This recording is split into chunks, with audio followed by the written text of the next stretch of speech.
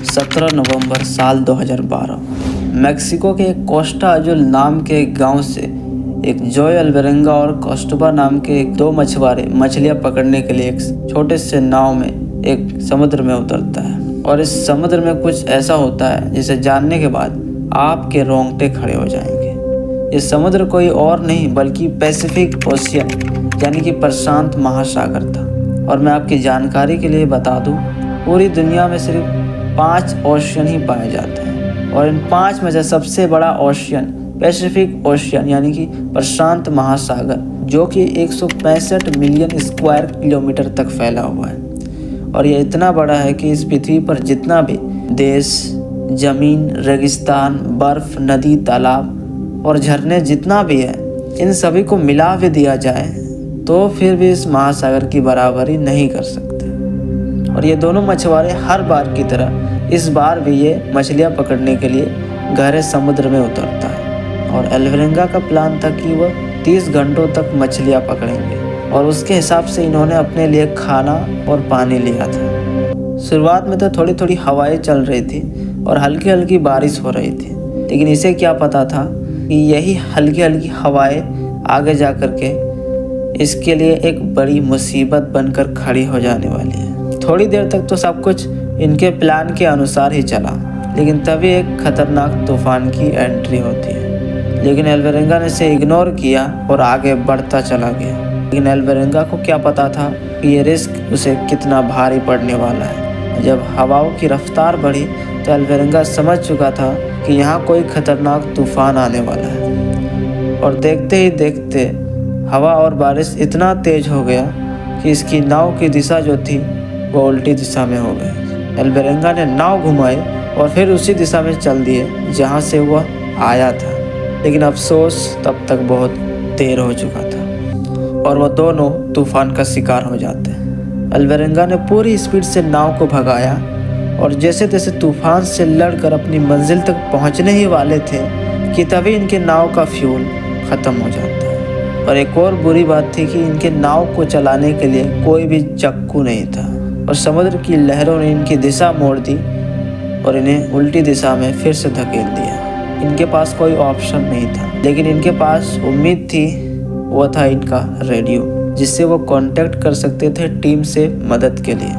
लेकिन सामने से कोई रिस्पॉन्स आए उसका इंतज़ार करते करते रेडियो की बैटरी ख़त्म हो जाती है और इनकी आखिरी उम्मीद भी।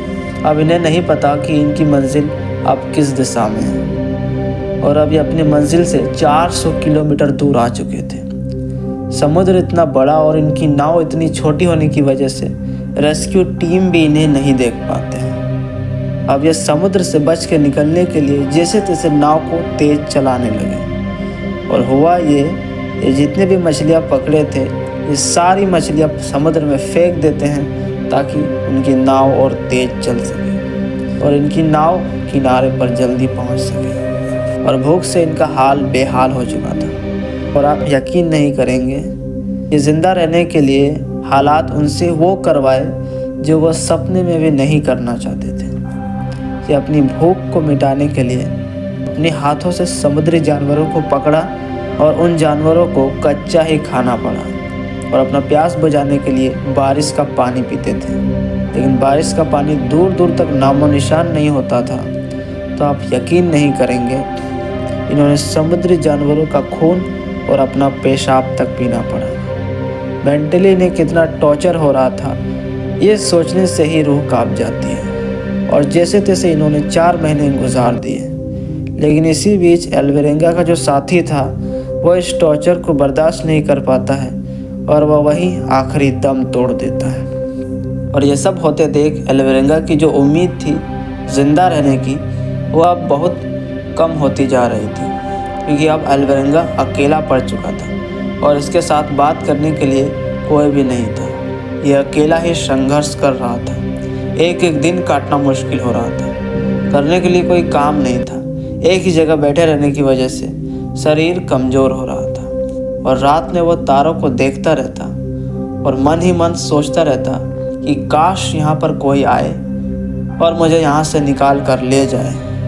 और रात को सोते हुए बस यही डर सताता था कि कहीं ये रात उसकी आखिरी रात ना हो। और इसी तरीके से 6 महीने गुजर जाते हैं और अब एल्वेरंगा दुनिया का सबसे बड़े समुद्र पैसिफिक ओशियन के बीचों बीच जाकर पहुंच जाता है। लेकिन अब इसे नहीं पता कि ये अब कहाँ पर है और ये भी अपनी जीने की उम्मीद लगभग खो चुका था।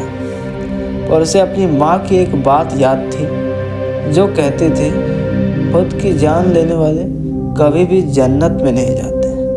बस इसी रीज़न से ये हारा नहीं। लेकिन एक दिन इसे एक बड़ी शिप दिखाई दी, लेकिन छोटी नाव और फायर गन ना होने की वजह से शिप वाले इसके नाव को नहीं देख पाए और 6 महीने बाद मिली एक उम्मीद भी वो भी मर गई।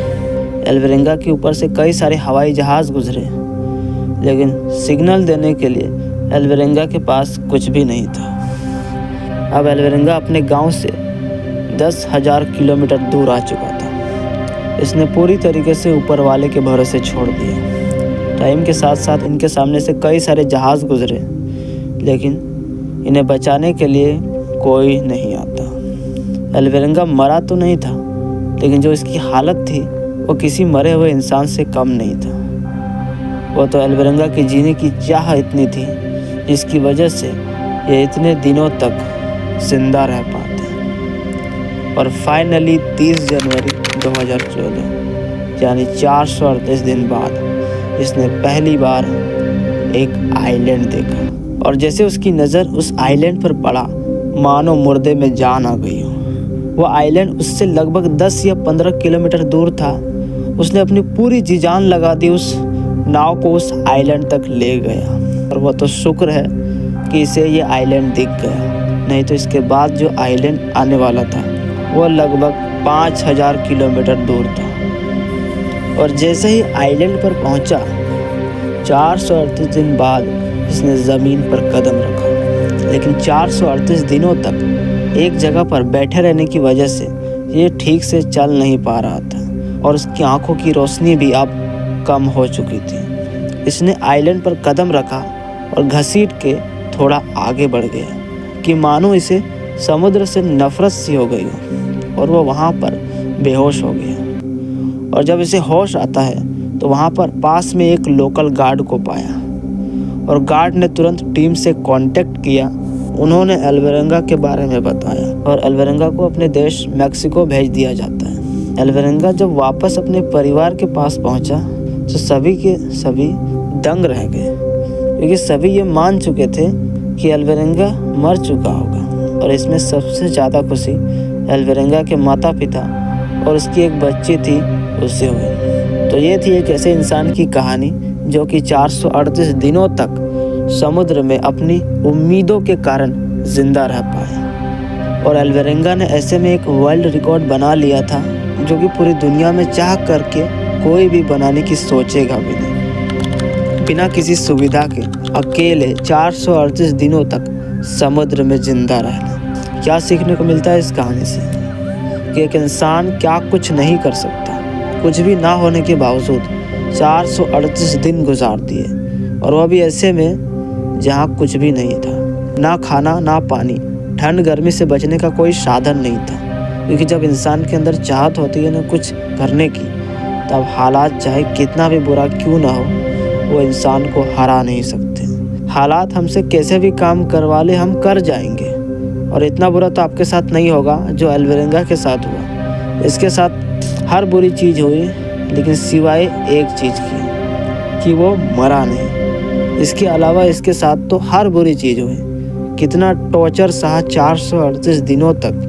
तो हालात चाहे कितना भी बुरा क्यों ना हो, एक बार इस कहानी को याद कर लेना और तब पता चल जाएगा कि तुम्हारे हालात कितने गुना अच्छे हैं। तो ये थे एक ऐसे इंसान की रियल लाइफ स्टोरी। ऐसे ही एक और वीडियो बनाया है कि इसमें कैसे एक भयानक प्लेन क्रैश से दुनिया की सबसे बर्फीली पहाड़ियों पर गुम हो जाता है और -30 डिग्री सेल्सियस की ठंड में कैसे सरवाइव कर पाता है। यहाँ क्लिक करके देख सकते हैं।